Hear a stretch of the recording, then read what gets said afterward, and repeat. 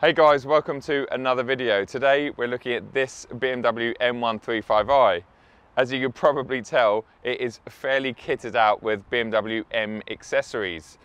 I thought this might be quite useful for those of you existing customers of this car and people that are potentially looking at buying the new M135i and want to add a little bit of flair to their car. Obviously, there's a lot of aftermarket accessory people out there, including my good friend Jack, who runs Auto ID, but BMW also offer their own M Performance accessories that you can get from your local dealer. Let's have a quick walk around in this car and look at all of the individual accessories fitted to it, because there is actually a total of just over £8,000 worth of parts on here. And then we'll take it out for a quick drive, because I haven't driven the new M135i for nearly a year. I can't believe that is the case, but it is. So let's go and refresh what this is like, because I've got it for a couple of days, so I'll bring you guys along. We're going to start around the front of the car. Now, all of these accessories will be individually priced in my description below, so you can check them out. The first thing that catches my eye, surprise, surprise, on a modern BMW is the grille. This one is a black grille, and I absolutely love it. I think it looks much better than the standard serum grey one. I don't understand why this car doesn't have black canards and black wing mirrors to complement the rest of the accessories on this, but maybe they will become available soon. But I just think, seeing as the car's got a real black and white theme going on, these bits don't particularly look that great on this car. Moving a bit lower down, we've got a black splitter, which looks really good. It's not too aggressive, and it certainly doesn't look like it's going to be too much of a hindrance having that, because this car hasn't been lowered or anything, so there's plenty of clearance there, and you're not really going to sacrifice too much of your city driving having that on there. As we move around the side of the car, well, we've got these little winglets. I very much doubt they do anything whatsoever to the handling of this car, but I have to say they do look pretty good, and they definitely make the whole front end of the car look far more aggressive than if they weren't there. So yeah, I think the grille, thumbs up, the splitter, thumbs up, and these little side blades, I have to actually give them a thumbs up as well. I can't believe I'm saying that, especially as I'm pretty certain they don't do anything for the aero of the car, but I do think they look pretty cool. I wouldn't have them on my car, but I do get and will understand why people would put them on theirs.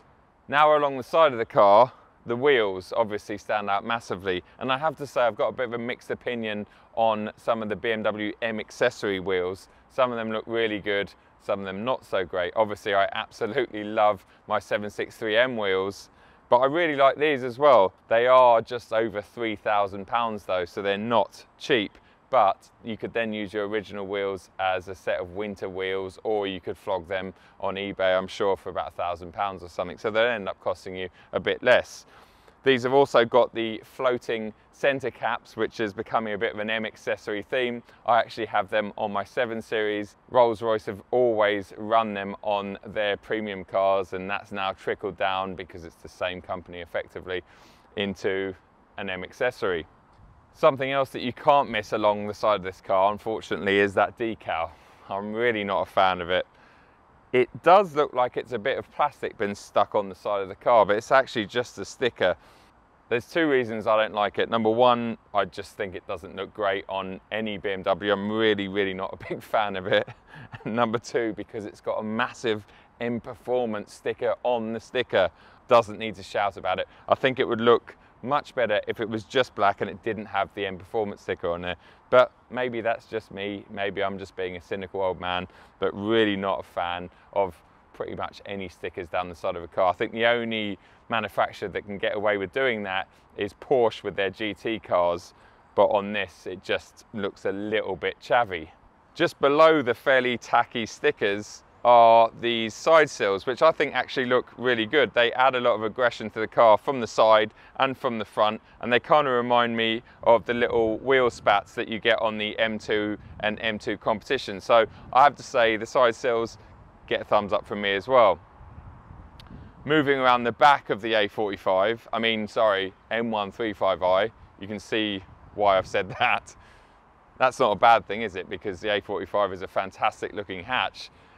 We find a boot spoiler here, and I think it actually looks really good. It does add a lot of aggression to this car. Would I have one? No way. I'm just not that sort of person that has spoilers on their cars, especially spoilers like this that I can pretty much guarantee does absolutely nothing for the aero of the car, but cosmetically, visually, it does look pretty good, and it definitely makes this car look really aggressive from the back end. So I kind of give it a thumbs up in terms of, I understand if people get this fitted to their M135i, because it does make the car look more aggressive and more serious, but I personally wouldn't have one on my car. So I'm a bit of a 50-50 with the spoiler.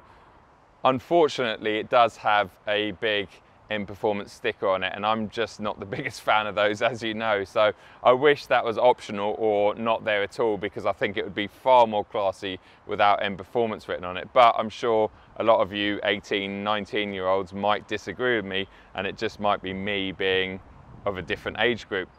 What else have we got around the back? Well, unfortunately, we've got a massive forged carbon rear diffuser.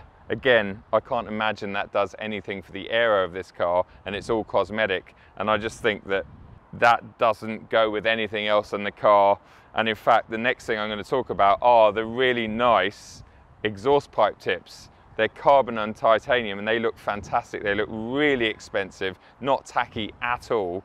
And they've got more of a traditional carbon weave. So those with that really clash, in my opinion. I think this looks like it's come from Halfords, and the carbon tips look like they come from Remus or Krapovic. They look really, really high quality. So let's jump inside, because there's a couple of things in the interior, and then we'll take it out for a drive.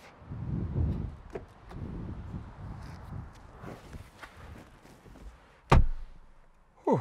It's nice being back inside an M135i. The cockpit in here is lovely. I really do like it. The driving position's good. It's a familiar place because I had that long-termer for about 3 months, so I did a lot of miles in that car, and I do miss it as a daily. What have we got M Performance accessory wise in here? Well, the first thing I'm greeted with is this steering wheel. I think we've got an M Performance rim, so it's got Alcantara and leather with a red stripe on the top. For me, well, you know what I'm going to say, it's just too thick, way too thick. Feels nice to sort of touch as an object, I guess, and on long journeys it's not too bad. But if I was to do any track days or any kind of spirited driving, I just wouldn't want something this large. And I can guarantee that any of the steering feel that was on the standard M135i would be gone now, just down to the fact that the steering wheel's fatter and has got more padding in it. Why do we need padding in steering wheels? I don't know. But I really like some of the carbon inlays on here, but once again, massive M Performance sticker. Well, I say sticker, this one looks like it maybe could be peeled off. We have hope. But yeah, again, I just don't need that. I think it just looks so cheap and nasty.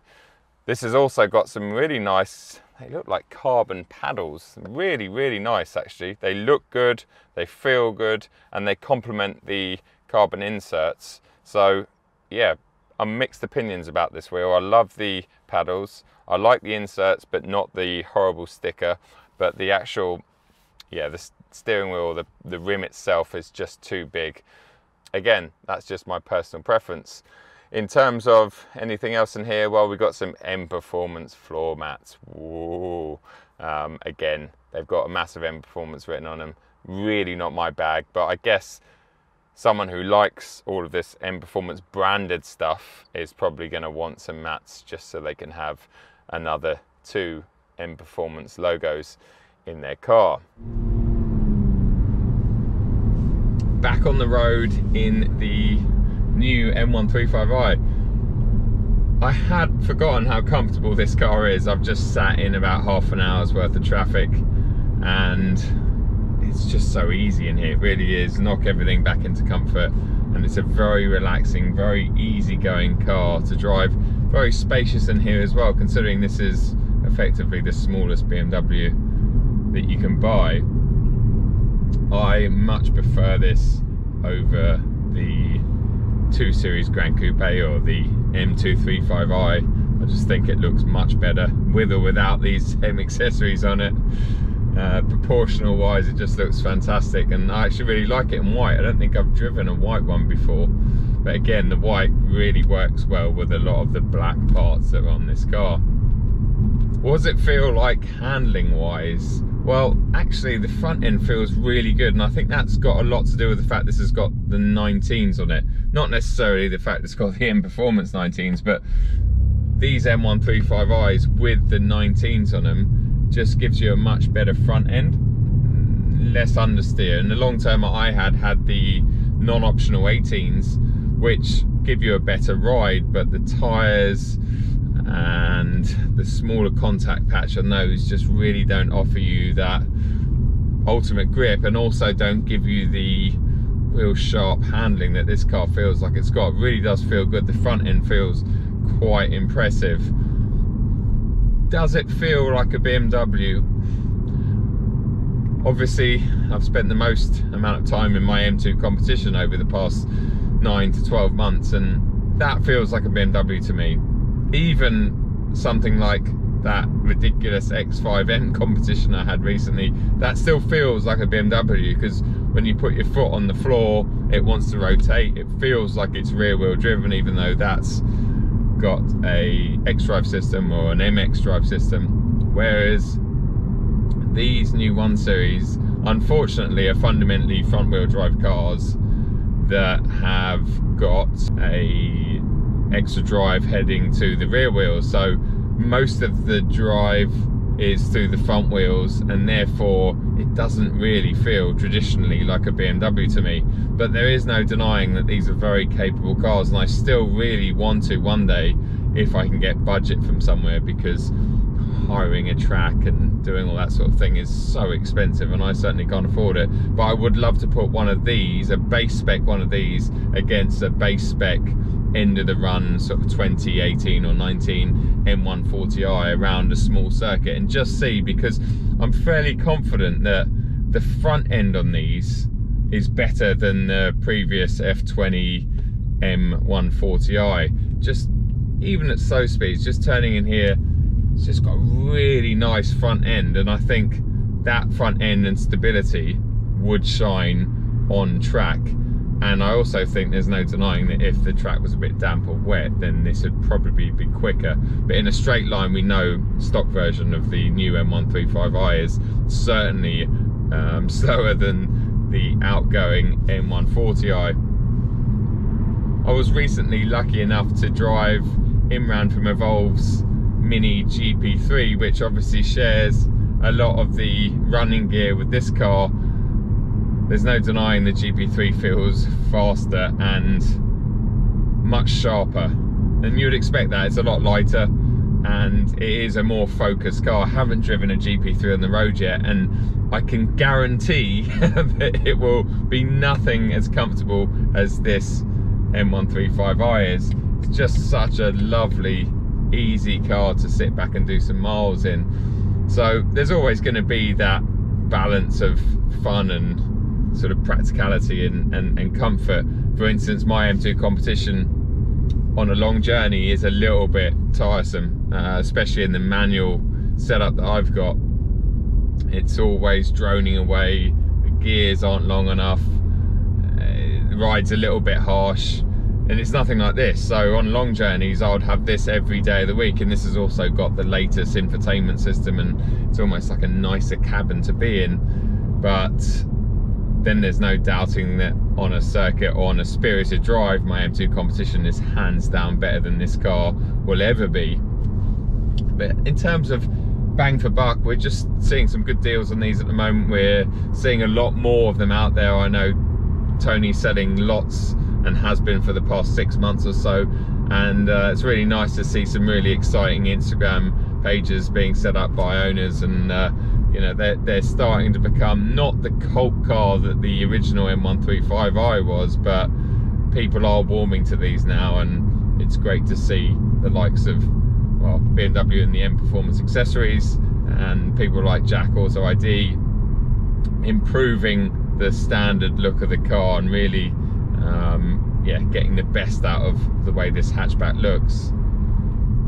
Guys, I hope you enjoyed today's video.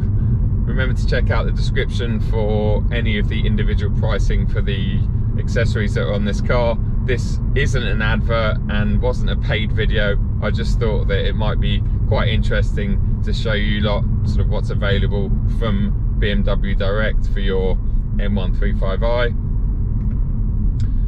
Please head over to Control and Shift and check out some of our clothing and accessories that are available there.